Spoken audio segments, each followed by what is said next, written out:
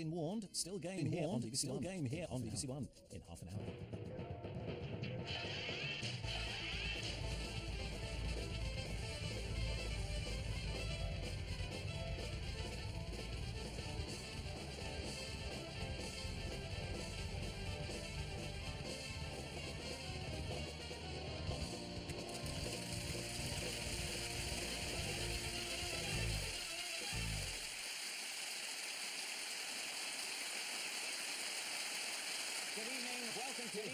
Welcome to Have I Got News for You. In the news this week, in the middle of the Twitter storm over Calais, BBC Breakfast shows her support for Gary Lineker.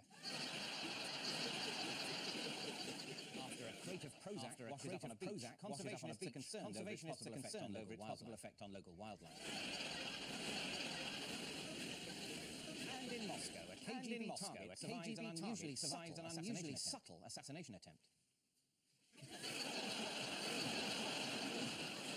Ian's team tonight is a TV presenter and a stand-up from New Zealand who describes the audience of her first ever Edinburgh Festival show as angry Scottish men.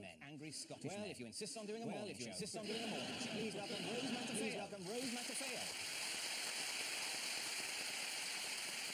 And with Paul tonight is a Labour MP from the Shadow Cabinet and says that in election terms Labour is not match ready. Bonfire in his garden with an effigy of Jeremy Corbyn. Please welcome Chris Bryant MP. And we start with the bigger stories of the week. Paul and Chris, take a look at this. Well, that looks like Heathrow. This is a bulldozer that Boris Johnson lie in front of as he promised. He's looking for Michael Gove now. That is Zach Goldsmith with a crab. And those are some weird people outside the Palace of Variety. So yes, this is the... I mean, I looked at all the arguments. And they are quite complex. Should it be somewhere else? Should it be somewhere else? To lie in front of the bulldozer. It's got to be Heathrow, really. It's got to be Heathrow. So this is the final. Is there any legal objections? Is there any legal objections? It's not a foregone conclusion. Yes, there's going to be legal objections. MPs get to vote on it. Really? We get to vote on something? Really? Yeah, it'll probably just be MPs get to chat about. Like Philip Green's knighthood. Politicians have no real value. We'll do that later. There are other objections. Environmental objections, and it's got to meet all these requirements. But aren't they European requirements? No, that's not a problem. No, that's not a problem. But then the airplanes have to go from here to somewhere. It might just be internal flights. I don't think anyone's going anywhere. Depends how big it is, maybe get a flight from Terminal 6 to Terminal 1. The runway's long enough, It's an amazing design. It's an amazing design, isn't it? A runway. Something gets announced, not put the M25 in a tunnel. Not put the M25 in a runway. They're going to put the runway over the M25. The M25.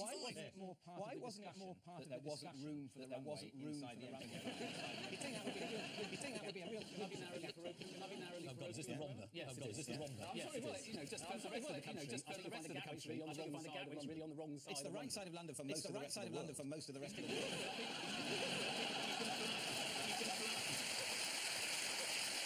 How much do you think we'll make from it financially? Bazillions. I thought you said Brazilian. I didn't say Brazilian. It's just a random thought. You'll be rich enough very soon. You'll be rich enough very soon. Whether they want it or not. It's the future for our economy. It's the future for our economy. Exactly. The waxing half of the world. Exactly. We could become the rip-off merchants. We become the rip-off merchants.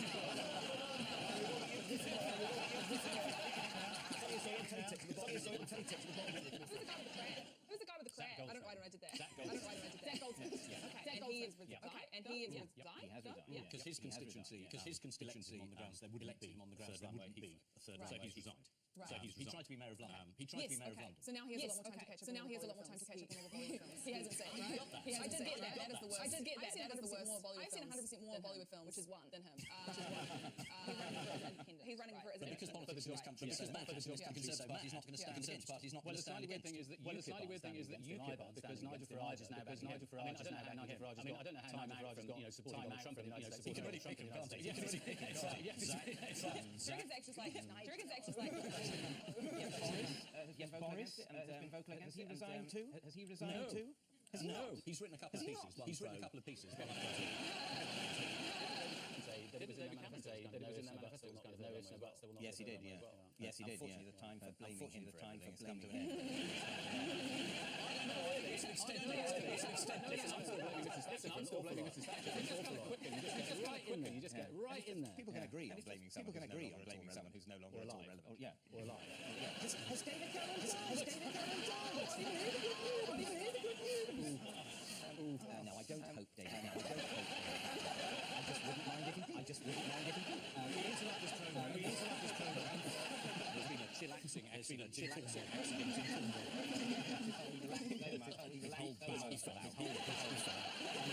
This is the news that the government has given the go-ahead for a third runway at Heathrow, ending half a century, ending half a century delay. The row over Heathrow may yet prove to be the government's undoing. So it's come to this. So it's come to this. A 2-mile strip of concrete is now providing more opposition than According to the Mail, one consequence of the third runway at Heathrow is that the Queen could receive millions of pounds to soundproof Windsor Castle. I don't mean to be overly pessimistic, but if it's not opening until 2025, it may not be her problem. It may not be her problem. The day would come when someone on the BBC would assert that the Queen Ian and Rose, take a look at this. Ian and Rose, take a look at this. Prime Minister, that's the French for get lost. That's the French for get lost. Tango dead joke and Parliament. There we go. No. In out. In out. Nicola does not understand. This is about our attempts to forge a new deal. In the bright, it was slightly sad that our Prime Minister went EU meeting and was only allowed in at 1 o'clock to make a 5-minute speech. Apparently she was met in dead silence. Again. Do you know what Jean-Claude Juncker said? Someone from the BBC said. Theresa May. Theresa May. We have that clip. We have that clip. Worth seeing. Steve Karozak, BBC News. How did the evening go with Theresa May?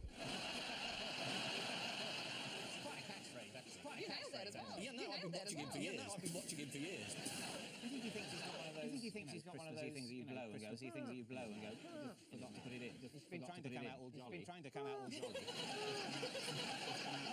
again. I'm amazed she managed to. Because she says she doesn't want to keep up a running commentary on what the policy is or plan. There could be a reason for that. Yeah. Well, she keeps on saying she doesn't want to show her hand. Show her hand. But like in poker, like just pretend there are cards. You can't just be like, I've got a good one here.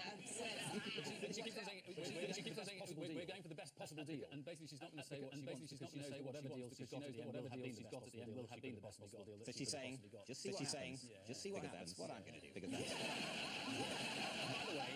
By the way, if you're a room full of bankers, I'm quite happy to come along and tell you exactly. This week she suffered an embarrassing bit of leakage. A recording of a secret speech that Goldman Sachs gave a month before the referendum. In it she warned that companies would leave the UK if the country would be less safe outside the EU. But why is it she was against Brexit? Why is it a big deal? Why is it a big deal? Because she was a bit half-hearted. And there were other parties, weren't there? People in other parties, weren't there? She wasn't bit half-hearted. No, I was thinking of Jeremy. I'm still talking about Theresa May. I'm still talking about Was she more or less half-hearted than Jeremy Corbyn? Politicians.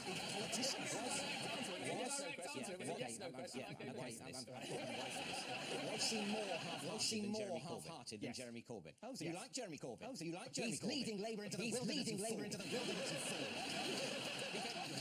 He came up with a joke though at question time. It was kind of awkward though, that joke. Very just like dad joke. Very just like dad joke. He said that like Aldrich, Mrs. May has got a cunning plan, but it isn't. And then she came back to him and was like, the guy who played him was Labour. That's exactly what she said, right? That's exactly what she said. Because the thing about her is she's very happy. People thought maybe secretly she believes. So it's okay for her to lead a government. Maybe she's changed her mind. Maybe she doesn't care what the government prime minister just wants to be prime minister. So she'll do, at least she's not like Jeremy. At least she's not like Jeremy.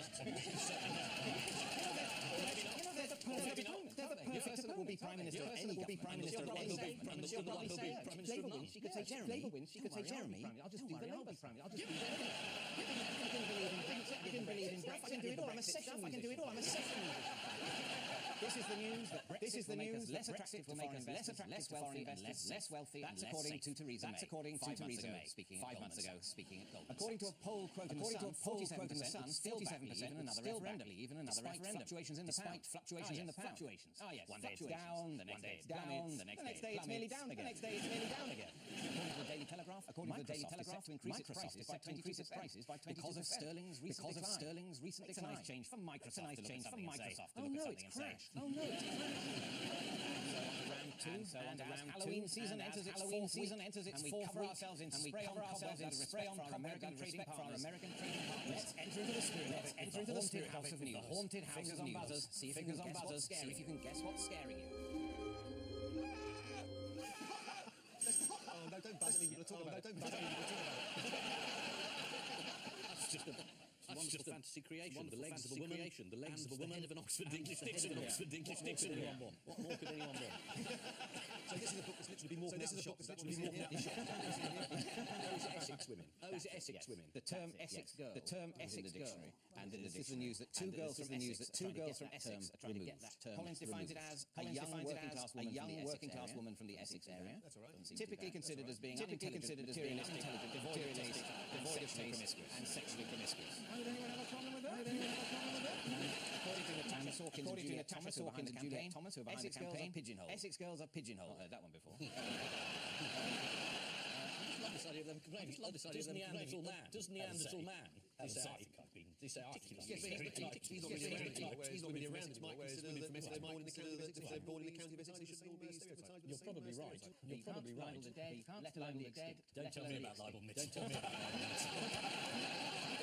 Say what you like about Neanderthal. Say what you like about Neanderthal. Take it out. They just take those It would certainly be. It's not how things work. It's a term people use. It's a term people use. People might say, people might say, "Who out of the dictionary?" Who is it? You know, I don't want to be reminded to have a dictionary. Got nice. Got nice words. Who's come out in support of Juliet and Natasha's campaign? He was in fact a star. He was in fact a star of the show. Gemma Collins. It is absolutely outrageous in today's society that the dictionary, which I'm a massive fan of the dictionary. We should be anyway with the dictionary anyway. It is such an amazing, historical British thing, isn't it? Every story ever written in the dictionary. This is the story about two ladies from Essex who want the term Essex girls scrubbed from the Oxford English Dictionary. The main thing about this story is it gave the Sun the chance to recycle some old Essex girl. What does the label in an Essex girl's knickers say? That's interesting. The label in my pack says Mitchell Class 5C. Never lost a single pair. Fingers on buzzers teams. What horror is this? This is the Edstone. This is the heaviest suicide. Which bizarrely, considering how much money we spend, as if it's made of foam, and as if it's made of foam, somebody forgot to put it on the return of election expenses, and so the Labour Party's been. Yes, you were quite right. Yes, you were quite right. Do you know what it costs exactly? Do you know what it costs exactly? The general election. Yes, it was 7,614. Labour say they did originally get a receipt to have donations, but it was. Spectator quoted the image of Stone first on TV. One Labour press officer screaming. He stood in the office over and over again at the screen. I wonder if he had any inkling that wasn't the logo for Labour. Do you think Ed took too much flack for losing that election? He's a good man. You can tell you were a vicar. You can tell you were a vicar. I'm not sure you could quite so easily tell you were a vicar when you said about I might go and punch him because he's a tosspot. He left the park in the state it did. He's a very modern vicar. But that was the night of Brexit. I was very. Yes, Chris, how much do you blame Corbyn? You even thought Corbyn voted leave. I think a lot of the arguments that Jeremy put campaign. Do you still think he will go down in history as the man who broke the Labour Party? As you said. Well, everything's the Labour Party's got to be mended. The Labour Party's got to be mended. That's the truth. I don't like Mrs May, so I hope that Labour can pull itself together. That's definitely not a straight answer. That's definitely not as few answer as I could possibly give. So Jeremy's in. I think people know you think Jeremy Corbyn's. You've said it so many times. Why stop now? There's plenty of people who move in and out of the shadow cabinet, and they've said even worse things than Chris. So don't try and restrict his future claims. I'm sorry. Just by trying to get him to confirm what he's already said many times. It's pretty unfair. Leave him alone. I'm a bit worried that Ian Hislop is. I'm not supporting him. This is the news that Labour has been fined for failing to declare a string of elections, including the cost of Ed Miliband's so-called heir is the notorious object of ridicule. Standing next to disastrous. the Edstone has reportedly been destroyed and broken into pieces, as has the Labour Party. Fingers on buzzers, teams. Here's your next nightmare.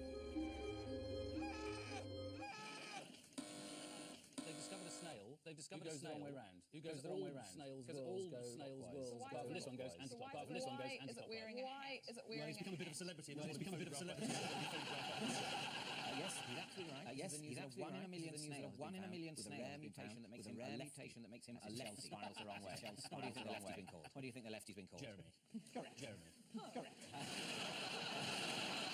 In other news, what's this woman doing? She's trying to surprise a Yorkshire Terrier redecorated. It's Mary Burgess. It's Mary Burgess. She's a dog hypnotist. She's a dog she do for 60 quid. What will she do for 60 quid? Take your poodle back to previous life. Yeah, basically. An hour's hypnosis with naughty dogs. She puts them in a trance. She puts them in a trance and persuades them to behave. Techniques include massaging the dog's neck, speaking gently to the dog, speaking gently to the dog, being on a nice walk in the park, with all your friends. And finally, what do you think dogs dream about? Running through the field. Hair brushing against the tops of dandelions. As they sniff the sea air. Very small dog. Well, yeah. Could be running in a trench. They probably dream about you. Their owner, that is. The reason we know this is thanks to Dr. Deirdre Harvard Medical School. From Harvard Medical School. She said they're specifically dreaming about your face, your smell, and of pleasing or annoying you. Sometimes they must be dreaming about chases and that sort of thing, as we can see from this classic clip.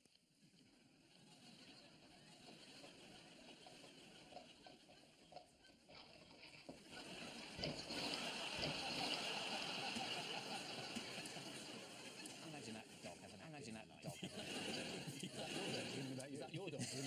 Because I chase my dog. I haven't got a dog. Now you've chased him away. Larry the Downing Street Bonaparte, Napoleon Bonaparte, Michael Prime Minister, Matteo Larry had a fight in Downing with another cat, with another cat, with a cat called Palmer. There was a story this week. Michael Hayes declaring he shot a load of birds or badgers, yeah, this is all in the right area. Combat with birds. The Italian Prime Minister's the odd one out. Because he said to the pigeons of Rome, you've got nobody will kill you. You've got the right answer, but for the wrong reason. They've all fought with animals. From the Italian Prime Minister Matteo Renzi, deny fighting a fish summit. Larry the Downing Street cat with Palmerston, the Foreign Office cat. How has Theresa May settled in with She's Larry? wearing him as a coat. More like shoes. Kitten heels. She's not that keen on Larry. She said in an interview with the Times, we always had dogs at home. And they had to dream about her. Yeah. Maybe that's her dog. Run through a wall. Napoleon. Do you know Napoleon? It's after that he signed a treaty of Tilsit in 1807, celebratory rabbit shooting in the park. How many rabbits do you think were laid on for him to shoot? 75. 175.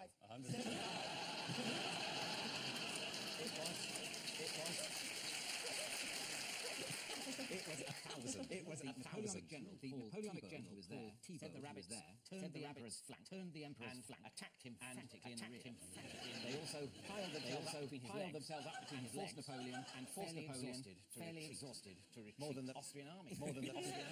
Michael Heseltine has 400 raised squirrels in 9 months. He said these foreign intruders may have a Walt Disney appeal in London Park. Public enemy number one. And are shot without. Who wants to watch that doesn't get taken out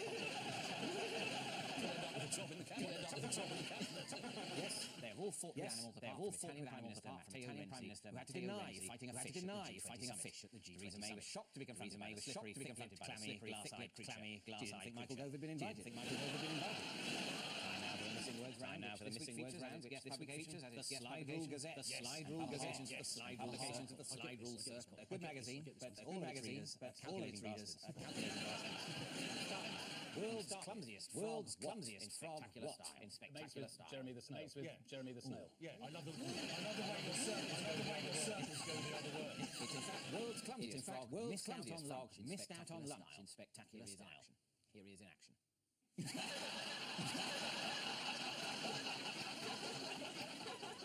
always wondered why people are filming these incidents before they happen. Maybe it's a part of experiment to see whether frogs can... Do you think they're going drunk? Do you think they're going drunk? A pissed frog. See, that's what they do in laboratories, isn't it? Let's get the laboratories, isn't it? Let's get the frogs. Next, for those of you who do not know what a slide rule is, I have no idea what a slide rule is. I have no idea what a slide rule is. It's a thing you used to calculate on. It's a thing you used to calculate on. Before and calculate before 5. Okay, and calculate Turn to the centrefold. Turn to the centrefold. Turn to the centrefold immediately. Turn to the centrefold immediately for further guidance. For those of you who do not know what a slide rule is, first came the abacus, then came the slide rule. People who use slide rules always felt superior to those who use calculators. If you turn a slide rule upside down, you can't get it to make the word boobies. What is 2016's most bizarre beauty trend? High self-esteem. Is it putting your top lip over your head? Is it putting your top lip over your head? It's gluing living plants to your nails. Here's what it looks like. That's rather good. So, I don't know. In what sense is that a living plant? In what sense is that a living plant? It looks like a fungal infection. It looks like a fungal infection. Now you can say it with flowers. You can say it with flowers. And finally, the joy of monotony and repetition. Dave. BBC Parliament. BBC Parliament. You like it? Yeah. You like it? Yeah. Nothing wrong with Dave. Nothing wrong with Dave. It's a new online channel. Celebrates the joy of monotony and repetition. New streaming video service aims to lull viewers to sleep by screening the least thrilling footage they can find. Programs will include the 1964 documentary, The Wonderful World of Tupperware. Now available as a box set. The final scores are 4 points. Ian and Rose have 4 points. The winners with 9.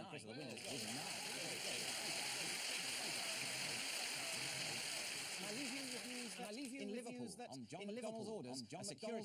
A security dog into a rival's backside. After a fleet of Russian warships is spotted in the English Channel, Foreign Secretary Boris Johnson issues an immediate response. And as auditions begin for a remake of the film Tark of the Otter, waits to see if he's got the part. Good night. Good night.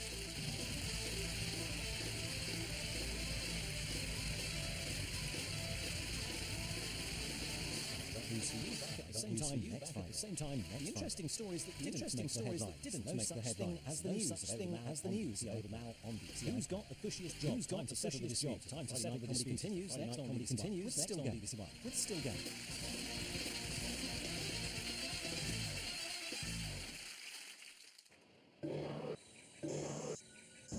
Planet Earth 2.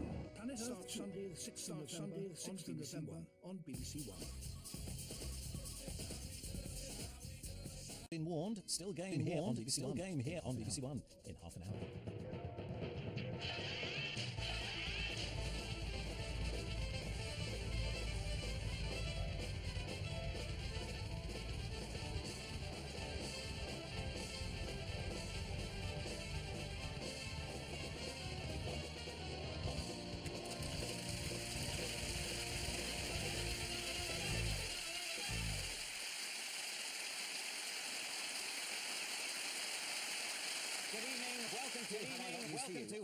For you. In the news this week, in the middle of the Twitter storm over Calais, BBC Breakfast shows her support for Gary Lineker.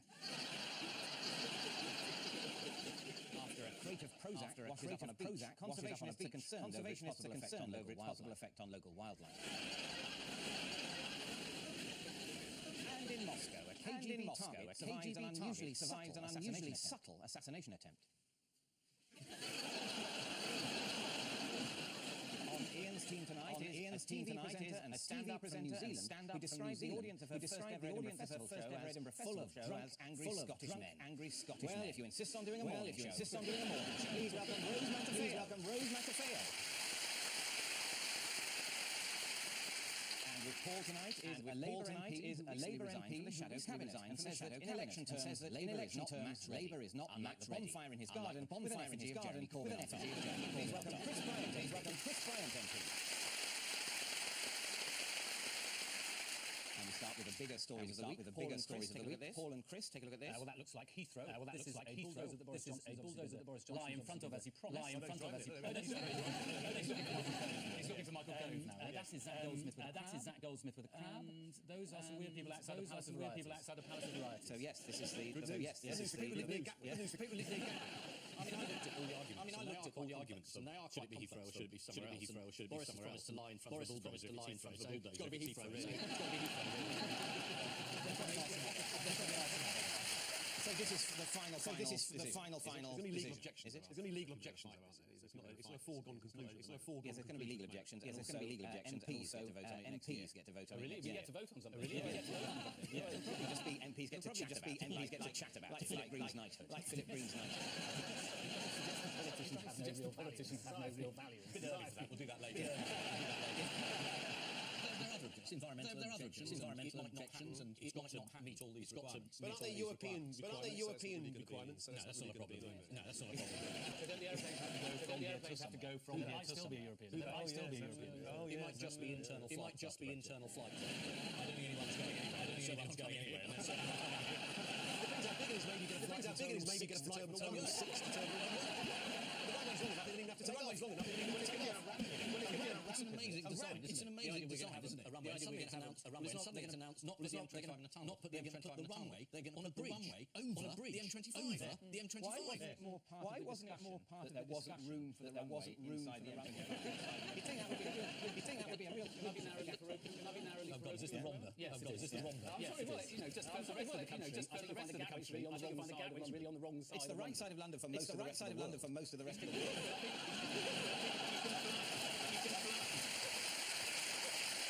How much do you think we'll make from it financially? Brazilians. I thought you said Brazilian. I didn't say Brazilian. It's just a random thought. It's just a random thought. There'll be rich enough races and there'll be rich enough races and whether they want it or not. Whether they want it or not. It's the future for our economy. It's the future for our economy. It's the future of the world. Exactly. We could become the rip-off merchants. We could become the rip-off merchants.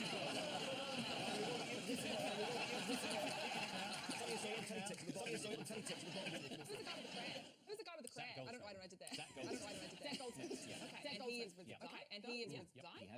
Because his constituency on the grounds there wouldn't be a third runway. So he's resigned. So he tried to be mayor of London. So now he has a lot more time to catch up. on all the Bollywood films. He hasn't said, right? I did get that. That is the worst. I've seen 100% more Bollywood films, which is one, than him.